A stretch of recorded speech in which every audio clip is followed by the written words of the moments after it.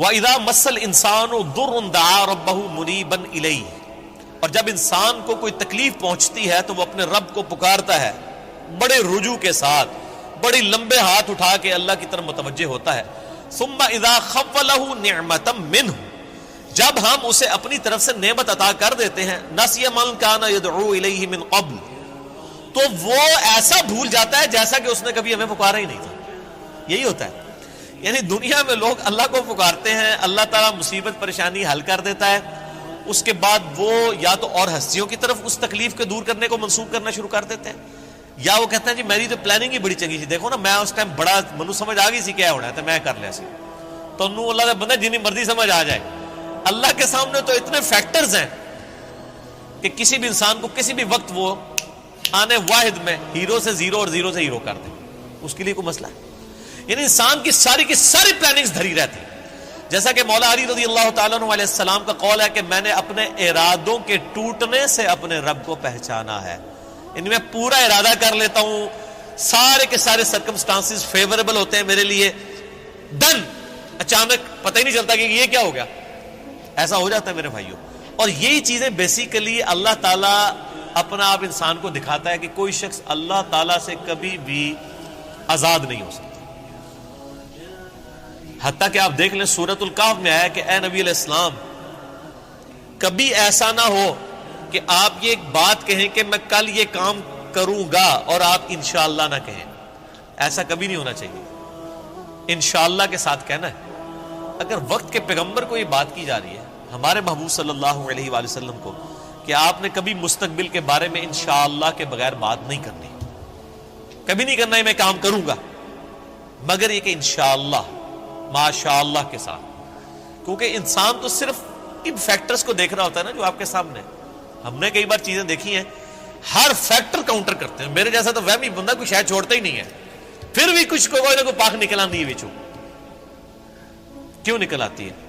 انسان کبھی آزاد نہیں ہوتا اللہ سے، اس کی تقدیر سے کبھی آزاد نہیں ہو سکتا. اسی لیے الحمدللہ عرصہ دراز سے ہم اپنی پوری ایفرٹ کر کے اس کے بعد اللہ پر ہی توقع رکھتے ہیں.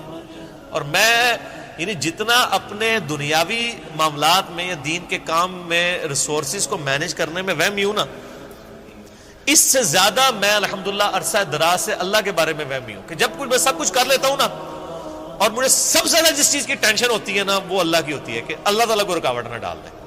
اللہ کی طرف متوجہ رہتا ہوں ہر معاملے میں.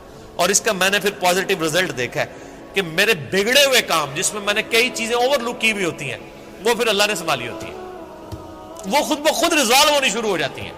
پتہ ہی نہیں چلتا کہ کہاں سے اللہ تعالیٰ معاملات کو سیدھا کرتا ہے.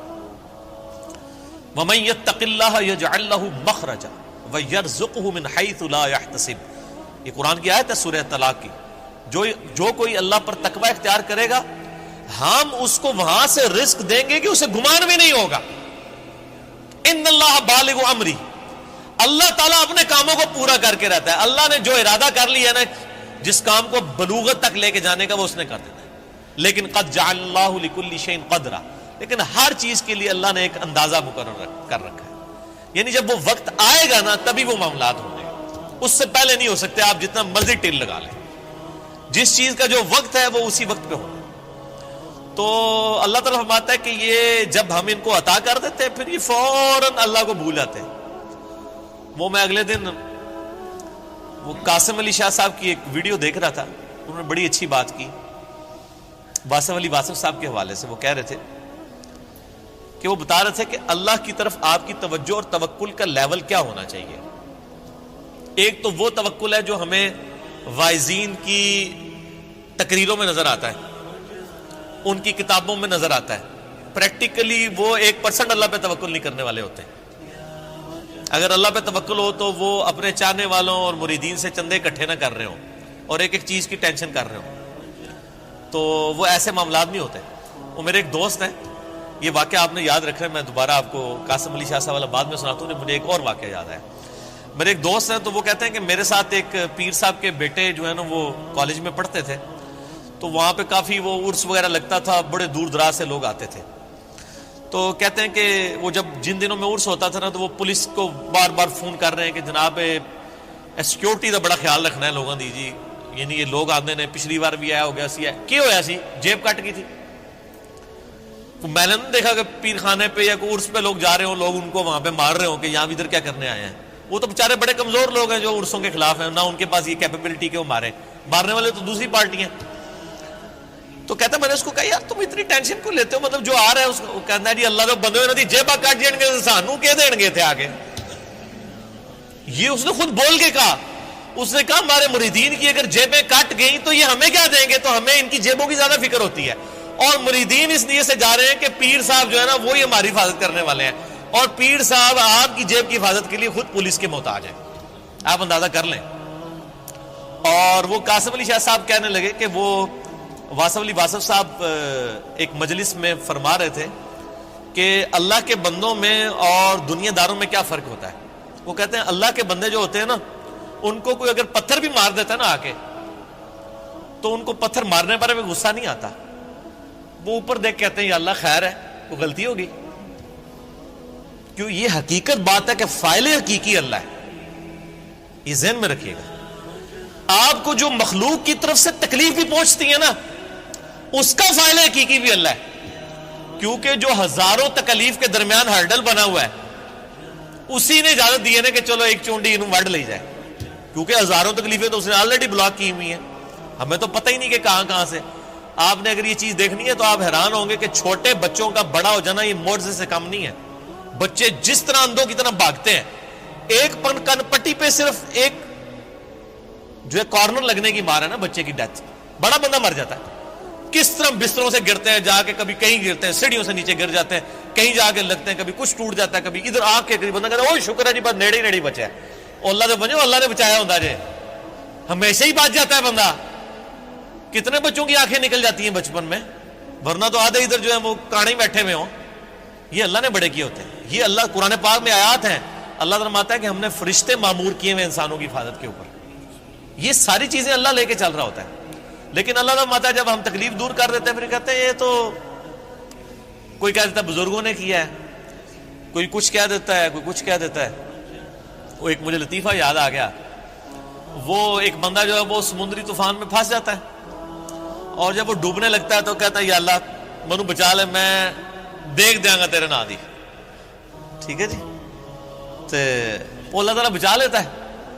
تو وہ پھر کنارے آ کے کہتا ہے جی, وہ تو پھر ظاہر ہے اس نے مکر ہی جانا ہوتا ہے, جو اللہ تعالیٰ ہے کہ جب ہم ان کی تکلیف دور کرتے ہیں پھر یہ بھول جاتے ہیں ہمیں. تو کنارے پہ پہنچ کے آتا ہے کیڑی دیگ, کوئی دیگ شیک نہیں ہو. تو وہ پھر ایک اور ہچکولا اس کو آتا ہے, تو پھر وہ سمندر میں کہتا ہے نہیں یا اللہ میں پوچھ رہا تھا مٹھی کے لونی, ٹھیک ہے کیڑی دیگ تو مراد ہے, مطلب نہیں یہ اللہ نے تو نہیں دھوکھا دیتا جا سکتا ہے, دنیا ہی دھوکھا دیتا جا سکتا ہے کہ میٹھی دیگ یا نمکین. تو یہ وہی چیز ہے, اللہ تعالیٰ فرماتا ہے کہ یہ جب ہم ان کی تکلیف دور کرتے ہیں تو اس طرح بھول جاتے ہیں کہ جیسا کہ ہمیں کبھی پکارا ہی نہیں تھا. وَجَعَلَ لِلَّهِ أَنْدَادًا, اور اللہ کے مقابلے پہ اور ہستیاں کھڑی کر دیتے ہیں کہ یہ انہوں نے کیا ہے. بچہ اللہ نے دیا ہوتا ہے, کہتے ہیں نہیں وہ ان کی وجہ سے ہوا ہے. لِيُضِلَّ عَنْ سَبِيلِهِ, تاکہ بہکا دیں اللہ کی راہ سے. حقیقت بات ہے کہ یہ شیطان انسان کے دل میں یہ وسوسہ ڈالتا ہے کہ یہ فلاں کی وجہ سے ہوا ہے. آپ ہندوؤں کے پاس چلے جائیں, وہ بھی یہی کلیم کرتے ہیں کہ جی ہم فلاں مندر میں گئے تھے تو ہمیں اولاد ہوگی, حالانکہ اللہ دے رہا ہوتا ہے.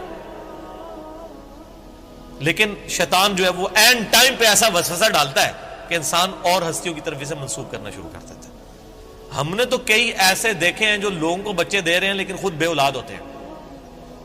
ان کو کہ آپ کیوں نہیں اولاد ہو رہی ہے. سورہ شورا کا آخری رکوع پڑھ لیں, اللہ فرماتا ہے اللہ جسے دیتا ہے بیٹے دیتا ہے, جسے چاہتا ہے بیٹیاں دیتا ہے, جسے چاہتا ہے دونوں دیتا ہے, اور جسے چاہتا ہے محروم رکھتا ہے.